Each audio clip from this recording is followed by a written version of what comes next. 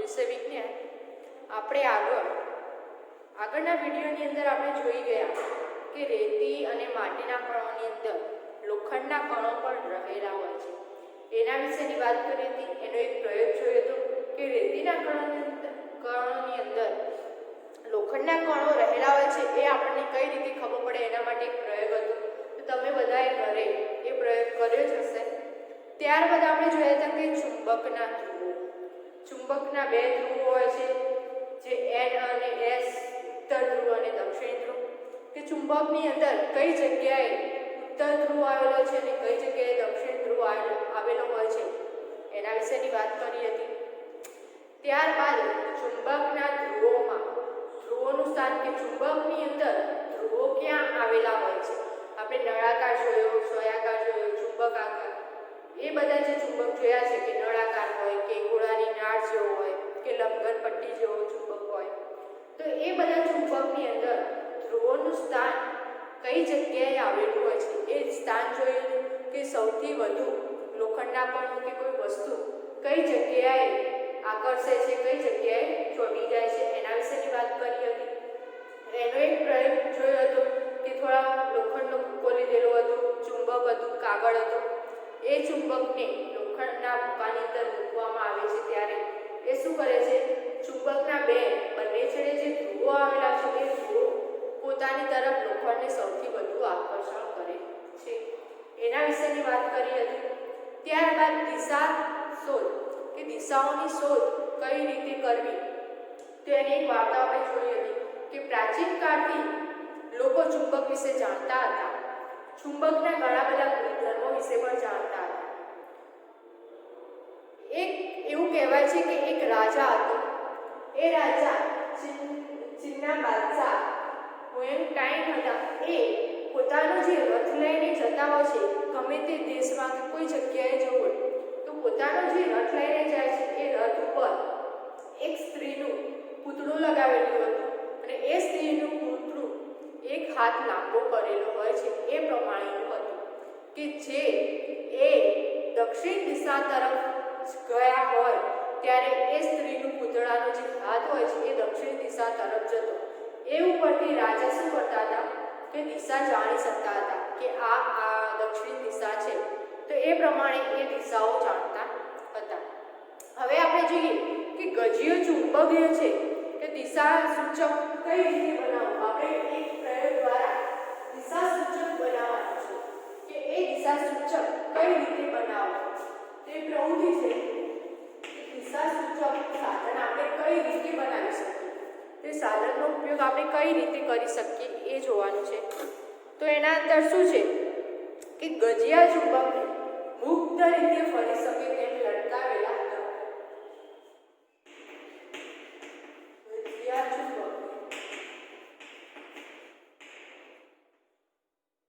મુક્ત રીતે લટકાવેલા ઉત્તર અને દક્ષિણ દિશામાં સ્થિર થાય છે. ઉત્તર અને દક્ષિણ દિશામાં સ્થિર થાય છે. કે એ આપણે ગજિયું ચુંબક છે એ ગજિયા ચુંબકને એ રીતે લટકાવવાનું છે કે ઉત્તર અને દક્ષિણ દિશાની અંદર સ્થિર થાય. એના માટે આપણે સામગ્રી જોઈશે કે કયા કયા સાધનો લઈશું. તો ગજિયું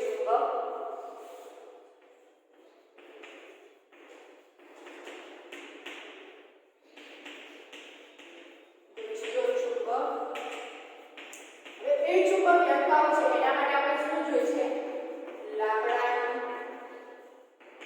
સ્ટેન્ડ અને દોરી.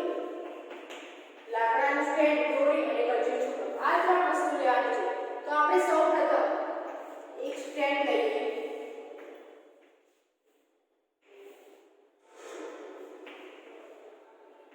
હવે આ સ્ટેન્ડ લીધું છે. આ સ્ટેન્ડની અંદર આપણે ગજિયા ચુંબકને લટકાવવાનું છે. આ સ્ટેન્ડ છે અને આ સ્ટેન્ડની અંદર આપણે એ પ્રમાણે ગજિયા ચુંબકને લટકાવવાનું છે. હવે ગજિયા ચુંબકને લટકાવવા માટે શું કરવું પડશે, દોરી જોઈશે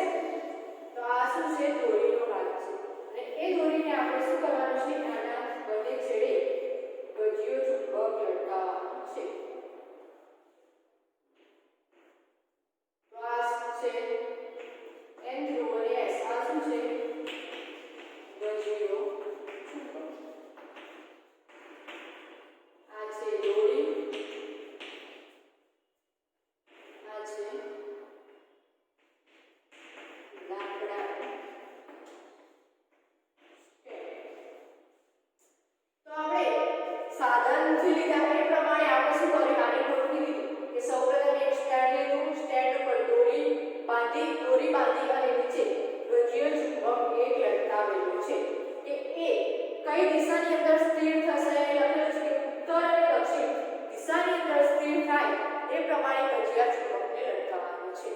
તો આપણે આગળ જોઈએ કે એક ગજિયો ચુંબક લો. તો સૌપ્રથમ આપણે એક ગજિયો ચુંબક લીધો. ઓળખે તે માટે તેને કોઈક નિશાની બનાવો કે એનો બંને છેડા આપણને ખબર પડે કે આપણે ગજિયો ચુંબક લીધું છે એવી એક નિશાની એની બનાવવાની છે. ગજિયા ચુંબકને મધ્યમાં દોરી વડે બાંધી લાકડાના સ્ટેન્ડ ઉપર ફરી શકે તે રીતે લટકાવવાનું છે. એટલે કે આપણે આ સ્ટેન્ડ લીધું છે એને થોડો હાથ દૂર રાખી અને આ દોરી વડે બાંધી અને એને છૂટી રીતે ફરી શકે તે પ્રમાણે આપણે આ ગજિયા ચુંબકને લટકાવીશું. દોરી વડે બાંધી અને હવામાં મુક્ત રીતે ફરી શકે એ પ્રમાણે આપણે શું કરીશું ગજિયા ચુંબકને દોરી વડે બાંધેલો છે. જ્યારે ચુંબક સ્થિર થાય છે ત્યારે તેના બંને છેડા ઉપર સ્થિર થાય ત્યારે નિશાની જમીન ઉપર કરો અને કઈ દિશામાં સ્થિર થાય છે એ જોવાનું છે. હવે કોઈ પણ એક દિશા હોવાથી ચુંબક શું કરશે એ સ્થિર થતો તમે આને ધક્કો મારશો, ધક્કો માર્યા પછી થોડી વાર હલશે, હલ્યા પછી શું થઈ જશે આ જે ગજિયો ચુંબક છે એ થોડી વાર માટે આ દિશાની અંદર શું થઈ જાય છે સ્થિર થઈ જાય છે. એ કઈ દિશાની અંદર સ્થિર થાય છે એ જોવાનું છે અને એનું આપણે અવલોકન કરવાનું છે. તો દરેક વખતે ગજિયા ચુંબકને એક જ દિશામાં સ્થિર થાય છે. એ દિશા કઈ છે ઉત્તર અને દક્ષિણ દિશા છે. તમે આ ગજિયા ચુંબકને કેટલીય વાર હલાવી શકો અથવા તો કેટલી વાર તમે ધક્કો મારીને થોડો હલાવો પછી જ્યારે આ ગજિયો ચુંબક સ્થિર થાય છે ત્યારે એ કમ્પલસરી ઉત્તર અને દક્ષિણ દિશાની અંદર જ સ્થિર થતું જોવા મળે છે. દરેક વખતે ગજિયા ચુંબકને એક જ દિશાની અંદર સ્થિર થાય છે એ દિશા કઈ કહેવાશે ઉત્તર અને દક્ષિણ દિશા કહેવાશે. ગજિયા ચુંબકને મુક્ત રીતે ફરી શકે તે પ્રમાણે હંમેશા ઉત્તર અને દક્ષિણ દિશાની અંદર આને આપણે મુક્ત રીતે ફરી શકે એ પ્રમાણે લટકાવેલું છે. તમે આને ગમે તે પ્રમાણે હલાવો, આગળથી હલાવો કે પાછળ, ત્યારે જ્યારે સ્થિર થાય છે એટલે તે શું થાય છે ઉત્તર અને દક્ષિણ દિશાની અંદર જ સ્થિર થાય છે. તો આપણે કહી શકીએ કે ગજિયા ચુંબક મુક્ત રીતે લટકાવેલો હોવા છતાં તે કઈ દિશાની અંદર સ્થિર થાય છે ઉત્તર અને દક્ષિણ દિશાની અંદર જ સ્થિર થતો જોવા મળે છે. તો આપણે આ એક પ્રયોગ દ્વારા સમજ્યા કે જે ગજિયો ચુંબક હોય છે એ કઈ દિશાની અંદર સ્થિર થશે ઉત્તર અને દક્ષિણ દિશાની અંદર સ્થિર થતો જોવા મળે છે. આપણે જોયું કે મુક્ત રીતે લટકાવેલો ગજિયો ચુંબક હંમેશા ચોક્કસ દિશા અને ચોક્કસ દિશાની અંદર જ સ્થિર થાય છે. જે દિશા કઈ કહેવાશે ઉત્તર અને દક્ષિણ દિશા કહેવામાં આવે છે. એ ચોક્કસ એક જ દિશાની અંદર સ્થિર થશે અને એ દિશા કઈ છે ઉત્તર અને દક્ષિણ દિશા છે. તમે જોયું કે આ પ્રયોગ કરતા હોઈએ ત્યારે સ્થળે સૂર્યના ઉગવાની દિશા પણ જાણી એ પૂર્વ દિશા નક્કી કરી શકે છે કે ઉત્તર અને દક્ષિણ દિશા નક્કી થયા પછી આપણે પૂર્વ અને પશ્ચિમ દિશા પણ શું કરીએ છીએ નક્કી કરી શકીએ છીએ. તો આપણે પૂર્વ તરફ મોં રાખીને ઊભા હોઈએ ત્યારે એની ડાબી તરફ ઉત્તર દિશા આવેલી છે. જો પૂર્વ તરફ જ્યારે સૂરજ ઉગે છે એ તરફ આપણે મોં રાખીને ઊભા રહીએ તો એના ડાબી બાજુએ કઈ દિશા આવે છે ઉત્તર દિશા આવેલી હોય છે. સૂર્યના ઉપયોગથી શોધવામાં આવતી દિશાઓ ચોક્કસપણે સ્પષ્ટ નથી હોતી પણ તે ઉત્તર અને દક્ષિણ દિશા નક્કી કરવામાં મદદરૂપ થાય છે. આનો ઉપયોગ કરી તેમ જાણી શકીએ કે ચુંબકના કયો છેડો ઉત્તર તરફ રહેલો છે અને કયો છેડો દક્ષિણ તરફ રહેલો છે. એટલે કે ઉત્તર તરફ રહેલો હોય એન ધ્રુવ કહેવાશે અને દક્ષિણ તરફ રહેલો હોય એને શું કહેવાશે એસ ધ્રુવ તરીકે ઓળખવામાં આવે છે. ચુંબકનો જે છેડો ઉત્તર તરફ નિર્દેશન કરે છે એ ઉત્તર શોધવા માટે અથવા તો ચુંબકનો ઉત્તર ધ્રુવ કહેવામાં આવશે. તે નિર્દેશન કરે છે એટલે કે દર્શાવે છે કે કોઈ એક છેડો એન ધ્રુવ દર્શાવે છે એટલે શું કહેવાશે ઉત્તર ધ્રુવ કહેવાશે. જ્યારે એસ ધ્રુવ દર્શાવે છે એટલે એ દિશાને શું કહેવાશે દક્ષિણ ધ્રુવ કહેવામાં આવે છે. ચુંબકના આકાર કોઈ પણ હોય પરંતુ એને બે ધ્રુવો આવે ચુંબક જે છે એ ચુંબક આપણે જુદા જુદા જોયા છે, ગજ્યો ચુંબક, ઘોડાની નાળ જેવું, નળાકાર ચુંબક, સોયાકાર ચુંબક, કણાકાર ચુંબક, બંને છેડે ગોળ આવેલો હોય એવો ચુંબક. તો આ બધા ચુંબકની અંદર બે ધ્રુવ આવેલા હોય છે, એક ઉત્તર ધ્રુવ અને બીજો દક્ષિણ ધ્રુવ.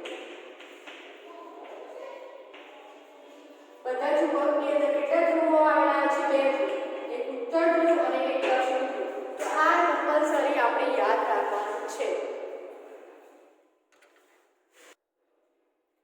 તો આપણે આની અંદરથી આપણે ખબર પડે કે ઉત્તર ધ્રુવ અને ક્યાં છે, દક્ષિણ ધ્રુવ અને ક્યાં છે. તો ચુંબક દ્વારા આ રીતે લટકાવી અને પ્રયોગ તમે કરો તો તમને ઉત્તર ધ્રુવ અને દક્ષિણ ધ્રુવ જણાવશે. હવે આપણે જોઈએ ચુંબકના ઉપયોગમાં થતા સાધનો. કયા એવા સાધનની અંદર ચુંબકનો ઉપયોગ થાય છે? આપણે કયા એવા સાધનો વાપરીએ છીએ કે જેના અંદર ચુંબક આવેલું હોય છે? ચુંબકના ઉપયોગ થતા સાધનો.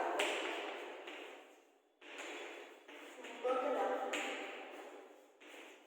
ઉપયોગ થતા સાધનો. જે ચુંબકનો ઉપયોગ એ બધા જુદા જુદા સાધનોની અંદર થાય છે. સૌપ્રથમ રેડિયો. તો રેડિયોની અંદર શું થાય છે? નાનો ચુંબકનો ઉપયોગ થતો હોય છે. ત્યારબાદ ટીવી. તો ટીવીની અંદર પણ ચુંબકનો ઉપયોગ થતો હોય છે. ટેલિફોન, પછી પંખો છે, વિદ્યુત ઘંટડી,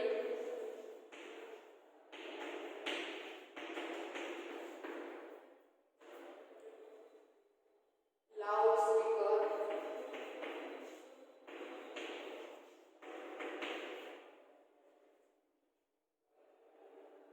માઇક્રોફોન,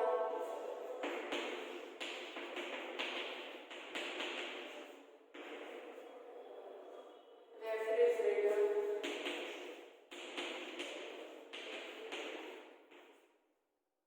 વોશિંગ મશીન,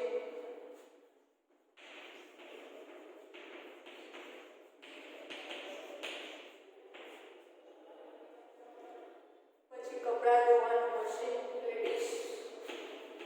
ડિશવોશ, કપડાં ધોવાનું મશીન.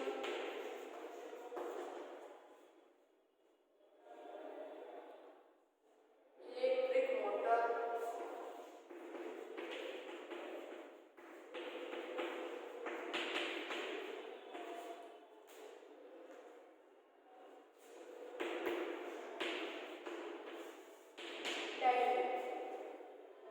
તો આપણે જોઈએ તો ચુંબકનો ઉપયોગ થતા એવા સાધનો, આપણે કેટલાક સાધનોના નામ છે એ જોયા. હવે એ પ્રમાણે તમે કેટલાક સાધનોના નામ તમે તમારી જાતે પણ જોઈ શકો છો. તો આપણે જોઈએ રેડિયો. તો રેડિયોની અંદર પણ ચુંબકનો ઉપયોગ થતો હોય છે. ટીવી છે તો ટીવીની અંદર પણ બનાવતી વખતે શું થાય? ચુંબકનો ઉપયોગ થતો હોય છે. ટેલિફોન, પછી પંખો છે, વિદ્યુત ઘંટડી છે, લાઉડ સ્પીકર કે મોટા મોટા જે સ્પીકરો આવે છે એ સ્પીકરોની અંદર, microphone, refrigerator, washing machine, dishwash એટલે કે કપડાં ધોવાનું મશીન, ઇલેક્ટ્રિક મોટર, ડાયનેમો કે આ બધા જુદા જુદા એવા સાધનો જે છે એ સાધનોની અંદર શું થાય છે? ચુંબકનો ઉપયોગ થતો હોય છે. આના સિવાય પણ કેટલાક એવા સાધનો જે છે એમાં ચુંબકનો ઉપયોગ થતો હોય છે. તો આ તમારે યાદ રાખવાના કે તમને પૂછાય કે ચુંબકનો ઉપયોગ થતા સાધનોના નામ લખો. તો તમે આમાંથી કેટલાય સાધનોના નામ લખી શકો કે રેડિયો છે, ટીવી છે, ટેલિફોન છે, પંખો છે, વિદ્યુત ઘંટડી, loud speaker, microphone, refrigerator, washing machine, dishwash. Dishwash એટલે કે કપડાં વાસણ ધોવાનું મશીન, વાસણ ધોવાનું મશીન આવે છે. ઇલેક્ટ્રિક મોટર અને ડાયનેમો આ બધા જુદા જુદા સાધનો છે. હવે આપણે જોઈએ કે ચુંબકનું ચુંબકત્વ કઈ રીતે નાશ પામે છે. આપણા પાસે જે ચુંબક છે એ ચુંબકની અંદર ચુંબક એટલે કે આકર્ષણ કરવાની જે શક્તિ હોય છે એ શક્તિ કઈ રીતે નાશ પામે છે કે એનામાંથી એ શક્તિ કઈ રીતે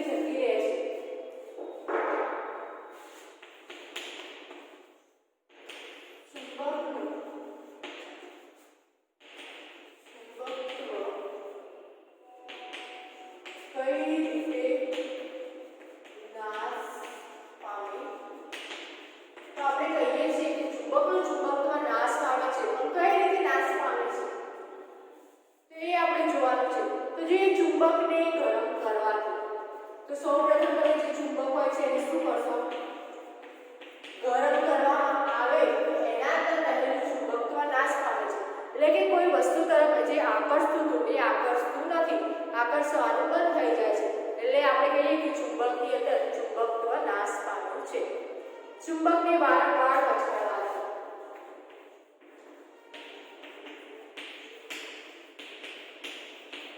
તો આપણે જે ચુંબક હોય છે આપણી પાસે, એ ચુંબકને વારંવાર જો પછાડવામાં આવે તો પછાડવાથી પણ એના અંદર જે ચુંબકત્વ રહેલું હોય છે એ નાશ પામે છે. વધારે મોટું ચુંબક હોય અને જો આપણા હાથમાંથી પડી જાય છે રમતા, પડી જવાથી એના શું થઈ જાય છે? બે ટુકડા થઈ જાય છે, એટલે એના અંદર રહેલું ચુંબક તો શું થાય છે? નાશ પામે છે. હથોડી જેવા સાધનો વડે ટીપવાથી. હથોડી જેવા સાધનો વડે ટીપવાથી કે વારંવાર આપણે હથોડી જેવું કોઈ મોટું સાધન એના ઉપર મારીએ છીએ તો એ ચુંબકનું ચુંબકત્વ શું થઈ જાય છે? નાશ પામે છે. બે ચુંબકના સમાન ધ્રુવો એકબીજાની નજીક લાવવા. બે ચુંબકના સમાન ધ્રુવો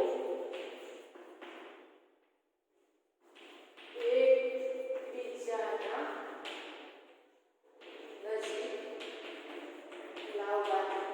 એકબીજાની તરફ સૌથી વધારે નજીક રહે તો એનું ચુંબકત્વ નાશ પામે છે. કઈ રીતે? તો ધારો કે નળાકાર ચુંબક છે, તો આ આપણે બે નળાકાર ચુંબક લીધેલા છે. તો આ બંને નળાકાર ચુંબકની અંદર આ N ધ્રુવ અને આ S ધ્રુવ, આ N ધ્રુવ અને S ધ્રુવ. હવે જ્યારે N ધ્રુવ અને S ધ્રુવ અહીંયા બંને નજીક રાખી અને મૂકવામાં આવે છે ત્યારે શું થાય છે? લાંબા સમય પછી એના અંદર જે રહેલો ચુંબકત્વનો ગુણધર્મ છે એ શું થઈ જાય? નાશ પામે. જ્યારે આ S ધ્રુવ છે અને અહીંયા આપણે S ધ્રુવ કરીએ અને અહીંયા, તો આ બંને ધ્રુવોને વારંવાર નજીક મૂકવું છે, એકબીજાની નજીક મૂકવાથી એમાં શું થાય છે? લાંબો સમય એમને એમ રાખીએ તો એના અંદર જે ચુંબકત્વ રહેલું છે એ ચુંબકત્વ નાશ પામે છે. એટલે કે આપણે કોઈ પણ ચુંબક મૂકવું હોય તો એને અલગ અલગ મૂકવાના, અથવા તો બંને ધ્રુવો જુદા જુદા હોય એ રીતે એને નજીક રાખવા જોઈએ. તો આપણે જોયા કે ચુંબકના ઉપયોગમાં થતા જે સાધનો જોયા, ત્યારબાદ ચુંબકનું ચુંબકત્વ કઈ રીતે નાશ પામે છે એના વિશે વાત કરી કે આપણે ચુંબકને વારંવાર ગરમ કરીએ તો એનાથી પણ શું થઈ જાય છે? ચુંબકત્વ નાશ પામે છે. વારંવાર પછાડીએ એટલે કે આપણા હાથમાં ચુંબક હોય એને વારંવાર નીચે પછાડવામાં આવે તો એ લોખંડ જેવી કોઈ વસ્તુ હોય તે વસ્તુને આકર્ષણ થતું નથી, એટલે એના અંદર શું થઈ જાય છે? ચુંબકત્વ નાશ પામે છે, એટલે કે લોખંડની વસ્તુ તરફ એ આકર્ષાતું નથી. હથોડી જેવા ભારે સાધનો વડે ટીપવાથી. હથોડી અગર તમે કોઈ ભારે સાધન લીધું હોય, એ સાધન ચુંબક ઉપર તમે વારંવાર મારો છો તો એના અંદર શું થઈ જાય છે? ચુંબકત્વ નાશ પામે છે. બે સમાન ધ્રુવો એકબીજાની નજીક લાવવા, એટલે કે કોઈ N અને S ધ્રુવ હોય તો N નજીક ના લાવી શકાય, S ના, એટલે કે ઉત્તર ધ્રુવ બંને ધ્રુવો સાથે ના રાખી શકાય, કે દક્ષિણ ધ્રુવ અને દક્ષિણ ધ્રુવ એ બંને ધ્રુવો સાથે રાખી શકાતા નથી. તો આપણે આ વિડિયોની અંદર ચુંબકના ઉપયોગો, ચુંબકત્વ કઈ રીતે નાશ પામે છે એ જોયું, ચુંબક કયા કયા સાધનોની અંદર ઉપયોગ થાય છે એ જોયું, દક્ષિણ ધ્રુવ અને ઉત્તર ધ્રુવ દક્ષિણ દિશા અને ઉત્તર દિશા કઈ રીતે આપણે જાણી શકીએ, કઈ રીતે આપણને નક્કી કરી શકાય કે આ દક્ષિણ દિશા છે અને આ ઉત્તર દિશા છે, એના વિશેની વાત કરી. હવે આપણે આગળના વિડીયોની અંદર હોકાઈ યંત્ર વિશેની વાત કરીશું કે હોકાઈ યંત્રની રચના કેવી છે, એના સિદ્ધાંતો કેવા છે, કાર્ય પદ્ધતિ, એનો ઉપયોગ શામાં થાય છે, હોકાઈ યંત્ર કઈ રીતે બનાવવામાં આવે છે, એ બધી વિશે વાત આપણે આગળના વિડીયોની અંદર કરીશું.